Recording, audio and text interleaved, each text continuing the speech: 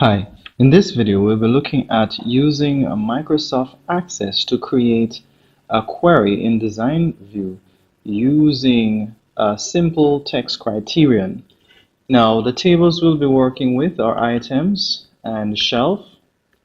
As you can see in my shelf table, we have information such as shelf ID, two columns, shelf ID and shelf name. And of course, in my items table, we have a number of items here based on different unit price. We have the name, we have item number, quantity, date bought, and of course, shelf ID will tell us which shelves those items are on. So we'll just go to our create menu, create, and we'll go to query design. And your show table window will pop up here. You can select and add. In this case, we just simply need the items table. So we'll just highlight here. As you can see, it's already highlighted. Click on add and close. Now, if you want the show table option, once again, if you decide to add another table, you can right click here and you have the option for show table right here. Okay.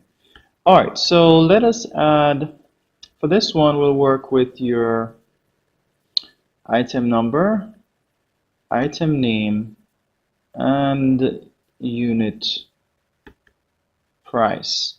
So the idea of a query here in this case is that we want to find a particular item, and we're going to use the item name column, and we're going to type in here.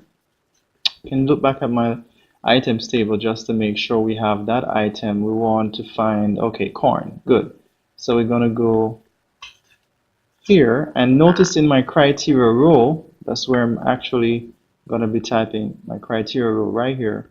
And for the show options we have here, where you have the boxes checked, this means that you want those columns or those field names to show in your results. Okay, so we're gonna type corn here, and for my text criteria, or in this case criterion, I need to place this in quotation marks. It's actually text.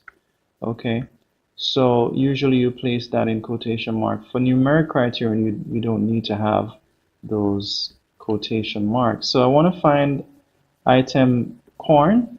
So I'm going to go back to underquery tools, design. You can either click on view or run. I'm going to click on run here to execute this query. And there we go, our results. So we're finding the information that we want for corn. We wanted to find the item number and also the unit price. Alright, so hope this video helped you. If it does, click on the like button, make a comment, and of course remember to subscribe. Thanks for watching.